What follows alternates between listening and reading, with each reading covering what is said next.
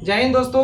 अगला टॉपिक हम लोग ये लेक्चर 4 है, प्रकाश के परावर्तन का ये लेक्चर 4 है। चलिए हम लोग स्टार्ट करते हैं। इसमें हम लोग को पढ़ना है प्रकाश के परावर्तन के कुछ महत्वपूर्ण शब्दावली जो आपको एग्जाम में भी आता है और आगे फार्मूला जब सिद्ध होगा तो उसके लिए यह इंपॉर्टेंट रहेगा।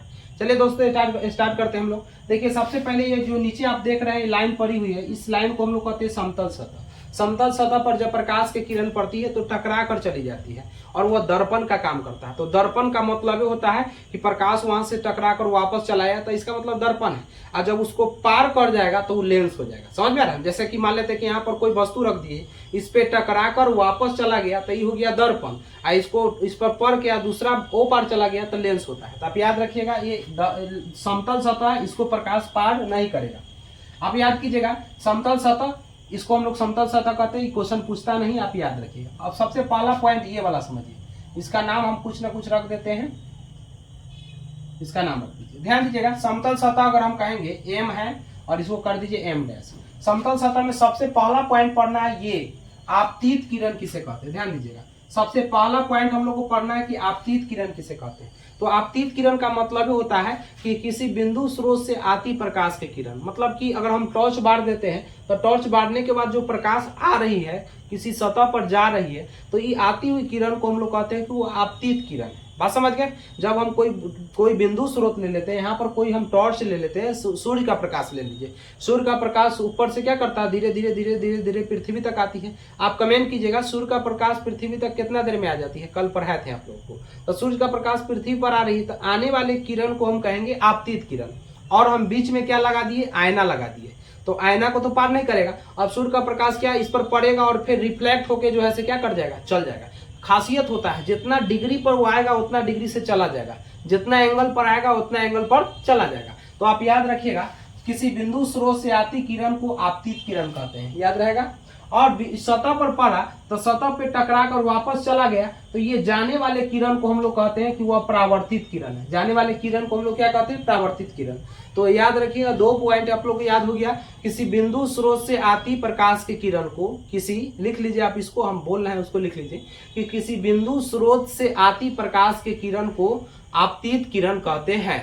इस चित्र में ए ओ आपतित किरण है। बात समझ गए? अब आते हैं हम लोग परावर्तित किरण। इसको हम लोग समझते हैं कि परावर्तित किरण किसे कहते हैं। तो किसी बिंदु स्रोत से आती प्रकाश के किरण और किसी दर्पण पे टकरा कर वापस चली जाए, है ना। मतलब किसी बिंदु सतह से टकरा कर और चली जाती है और किस बिंदु पर आ रही है, तो आपतन बिंदु पर आ रही है। तो आपतन बिंदु पर आती प्रकाश के किरण को आपतित किरण, और आपतन बिंदु से टकरा कर वापस जाने वाली किरण को क्या कहेंगे, परावर्तित किरण कहेंगे।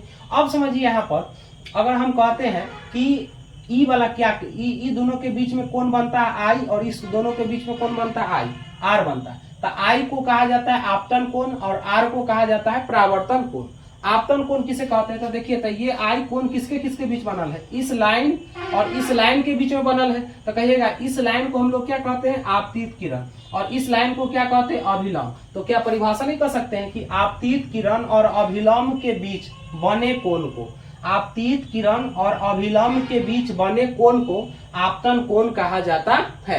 अब आइए हम लोग परावर्तन कोण को समझते हैं। परावर्तन कोण देखिएगा किस किस के लाइन पर बनल है, ये लाइन और ये लाइन के बीच में बनल है। तो इस लाइन को हम लोग क्या कहते हैं, परावर्तित किरण, और इस लाइन को क्या कहते हैं, अभिलंब। तो कहिएगा परावर्तित किरण और अभिलंब के बीच बने कोण को परावर्तन कोण कहते हैं, और इसे कथी से सूचित करते हैं, आर से। अब आइए हम इसको समझते हैं अभिलंब किसे कहते हैं। तो देखिए अभिलंब का मतलब बताना है, अभिलंब किसे कहते हैं। तो कहिएगा कि आपतन बिंदु, आपतन बिंदु ये ना है, आपतन बिंदु, ये आपतन बिंदु पर डाला गया लंब, आपतन बिंदु पर डाला गया लंब को ही हम लोग क्या कहते हैं, अभिलंब कहते हैं। तो ये 4 पॉइंट जो है से आपको याद करना बहुत जरूरी है। एक बार और हम रिवीजन करा देते हैं। पहला पॉइंट है कि आपतित किरण, तो किसी बिंदु स्रोत से आती प्रकाश के किरण को आपतित किरण कहते हैं।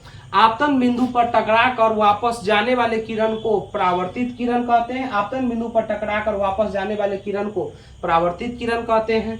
अगला समझना है आपतन कोण किसे कहते हैं। तो आपतित किरण और अभिलंब के बीच बने कोण को आपतन कोण कहते हैं। दूसरा परावर्तन कोण किसे कहते हैं, तो कहिएगा परावर्तित किरण और अभिलंब के बीच बने कोण को परावर्तन कोण कहते हैं।